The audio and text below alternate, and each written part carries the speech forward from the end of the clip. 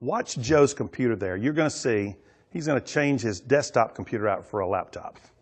And again, we're transitioning now through their history from 1995, and so in their time frame, it's time to get some mobility. And so Joe consults with his professional, and the pro comes in and says, okay, Joe, based on how we've designed your network so far, we're going to bring wireless into the network. We're going to bring in a new switch.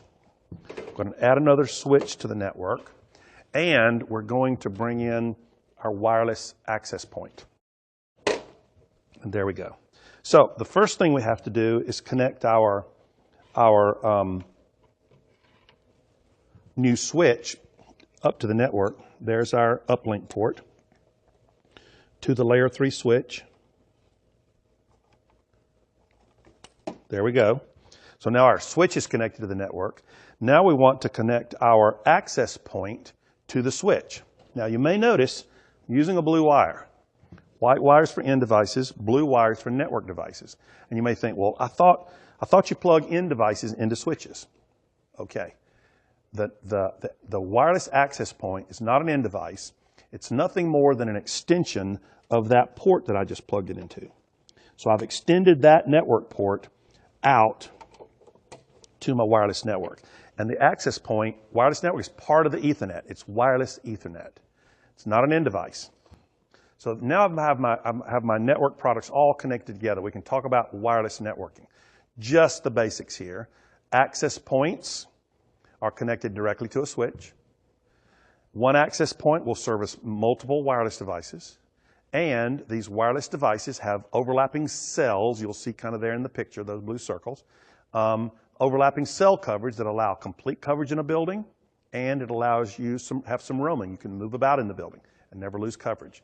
And so those are sort of the basics of wireless network. So here now we have a little chart for you to give you some of these wireless Ethernet standards, thing we call Wi-Fi. And so, back in a day, not too many years ago, we finally decided we really needed a standard for wireless connections. There were lots of different competing standards. That's the way these things work. Ultimately, that one needs to win out, and we created a standard. Of course, our buddies at the IEEE came up with 802.11 A and B. Those are the first two. A was much faster, ran at 5 gigahertz, but it had a shorter range. B was slower, ran at 2.4 gigahertz, but had a longer range. And they just put them both out there, I think, and let the best one win. Well, over time, B won. People thought, well, with a longer range, I can put fewer access points that were pretty expensive in the day. But 11 megabits, wow, that's pretty fast. That's fast enough. And so it was fast enough for the day, and B tended to win out. And so B and A were competitive strategies, competitive technologies, if you will. And an A device, an A-N device, will not work on a B network. And a B-N device won't work on an A network. And you can see how that works. Different frequencies, right? So IEEE over time says, look, so B won, so let's go and upgrade B. And they upgraded B and gave B the same speed as A. It went to 54 megabits per second, still running at 2.4 gigahertz. And this new G network would be backward compatible with B devices. Remember those transitional times. So now we had what were called BG radios, BG antennas, BG wireless networks. And so we had a BG network.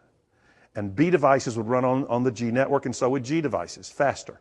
And so we get this much faster network.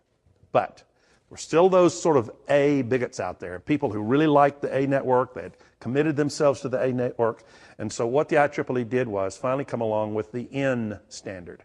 And N sort of combined them all together. They put both radios in a single access point. You can have B and G devices running on an N network. You can have A devices running on an N network, and they got 10 times the speed. Really, really big deal, the N network. And today, if you were to go out and install a wireless network today, 2014, you're likely to install an N network. That's the state of the art. But, of course, the need for speed, the need for more always comes along, and we have a new standard that's just developing as we speak called 802.11ac. And you'll see the A in there because it's referenced back to the old A technology. It runs at 5 gigahertz. And so you have this new AC standard that's just starting to come out. There are some access points and radios that are AC access points, but there are not very many, if any, that I can think of, AC in devices yet. And so an AC in device is really where it gets, you have to have them both in order to get this full speed. And AC is sort of being delivered in waves, I'm told. Wave 1 is just entering the market now. I'm sure there'll be and it's entering at maybe 1 gigahertz, 1.5 gigahertz per second. Wave 2 will come along, and they're promising a whole lot more speed from that. That's AC. It's kind of where we are right now in 2014. Of course, there's another standard called 802.11ad, and it promises crazy speeds. It promises to consolidate all the frequencies back into one nice happy family again, 2.45, and a new frequency, 60 gigahertz, but not yet. That one will come along at its time. So there's a little chart. You can kind of understand, put a circle around N, because those are the networks that are relevant as we speak.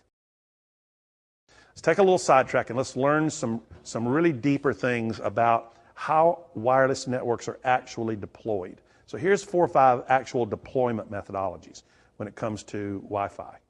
First is the autonomous access point, which autonomous just means it stands alone. It'll function by itself. And so you take the access point just like we did, and you plug it with an Ethernet cable into the switch, and now it's a standalone wireless device.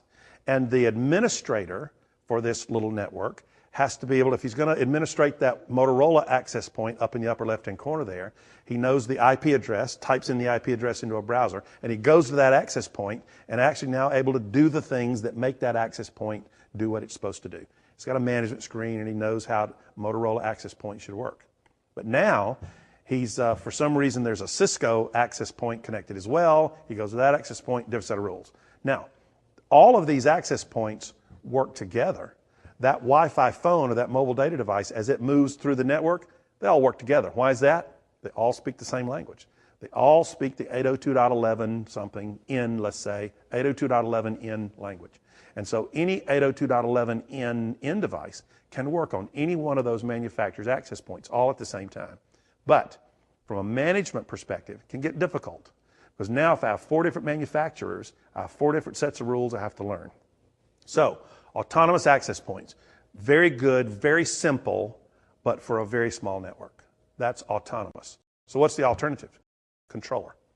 I can introduce a controller into the solution, and it's an appliance, looks something like one of these. You plug it in, plug it directly into one of these switch ports, and now as the administrator of this wireless network that's growing maybe a little bit, I have much better control, much better management of my wireless network access points. Now, I'll say that in our example, if you use a Motorola controller, you're going to want all Motorola access points. So it's a single vendor solution, generally speaking. But it allows me to manage my access points in groups. I might say, you 3 access points out in the warehouse, I'll manage you together, and you'll all have one set of rules. These 3 access points that are in the carpet, in the building here, I'm going to access with a different set of rules.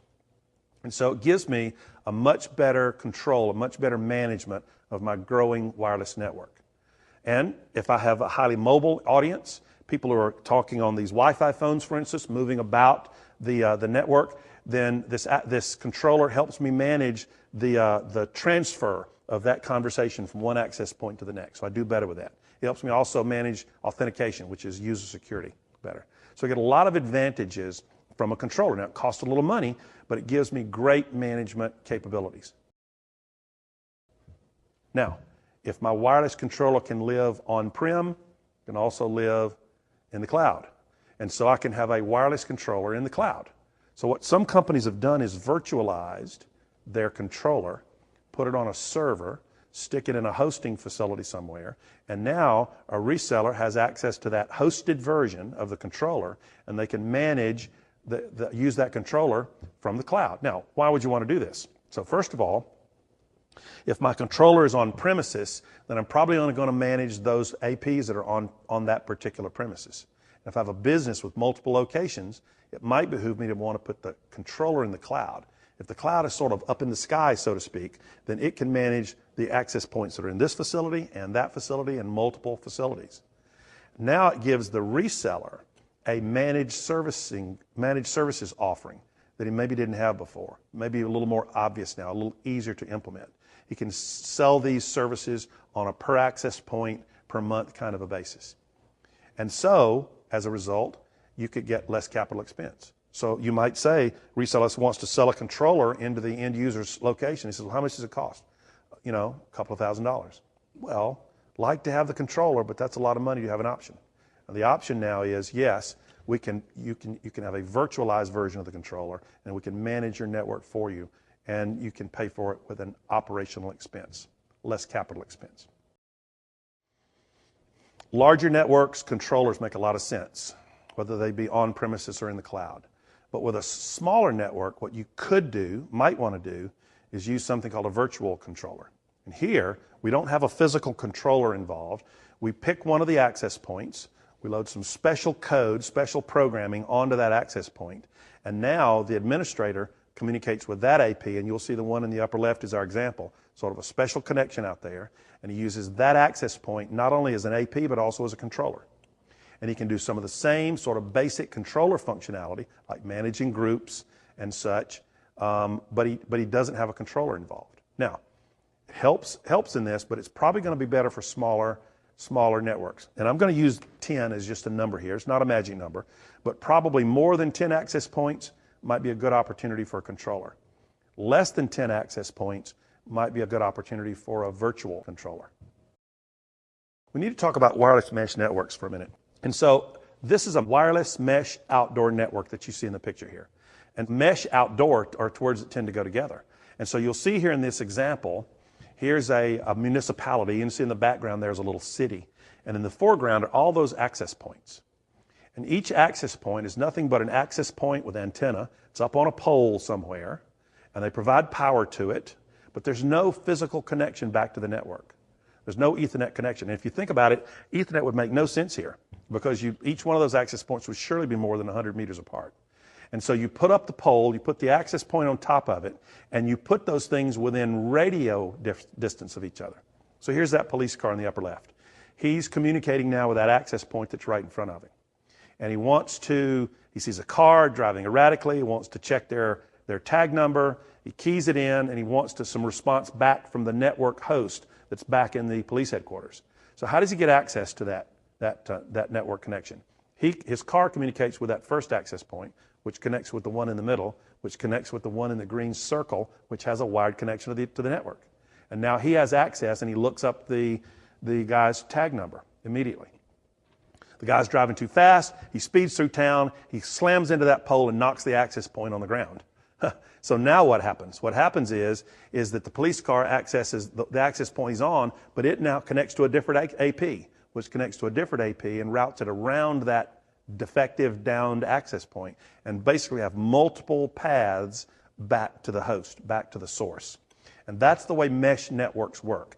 You have access points talking to access points wirelessly, and you're finding multiple paths back to a host. Now, these access points at a municipality here are probably using a different frequency, something specific for emergency services, but inside the same box, they can put a Wi-Fi access point.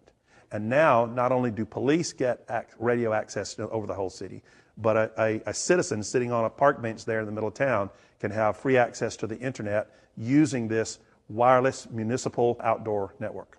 Now, mesh was synonymous with outdoors.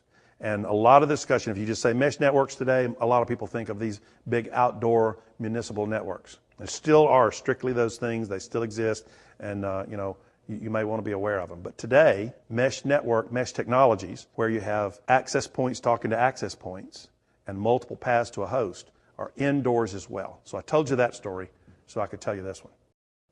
So here, you'll see an indoor mesh solution. So you see that bottom left Cisco smart access point has a green wire back to the host. There's the one in the middle, green wire back to the host. But now you'll see two other access points with no wired connection. And you'll see they're connecting wirelessly back to a nearby access point that does have connectivity. What you have here now is an access point with no wired connection. And why would you have one out there? So let's suppose that your executives who carry this wireless Wi-Fi phone with them are way down at the end of the warehouse, and they don't get wireless connectivity down there. You say, well, I need to put an AP down there. So what could you do? Could you just run, let's say it's 300 meters down to the end of the warehouse?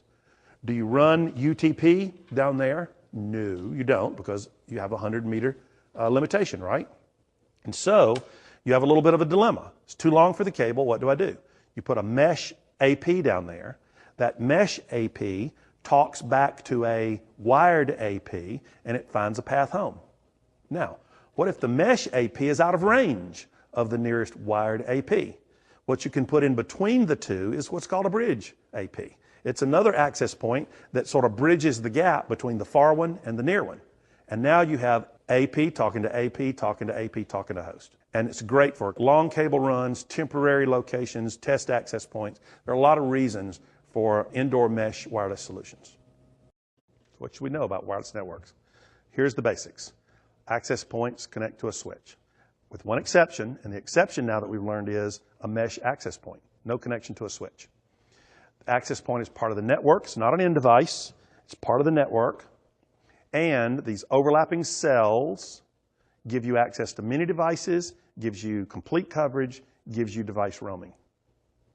The basics of wireless. Now here are those 5 different implementations that we talked about, and just a little bit on each one. You should know about autonomous access points. Very simple, very small networks though. Wireless controller gives you better management of larger networks. Virtual controller gives you better management of smaller networks. Cloud controller gives you less CapEx.